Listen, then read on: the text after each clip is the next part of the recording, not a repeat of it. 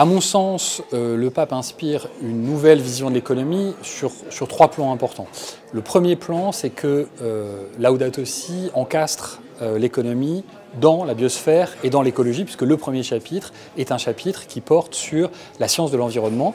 Et c'est d'ailleurs aussi le caractère un peu révolutionnaire de l'encyclique, parce que, y compris, la morale est elle-même en quelque sorte assujettie à cette science de l'environnement, mais l'économie, très clairement, est assujettie. Donc on a une économie qui ne peut pas se concevoir en dehors de la biosphère. Ça, c'est le premier message.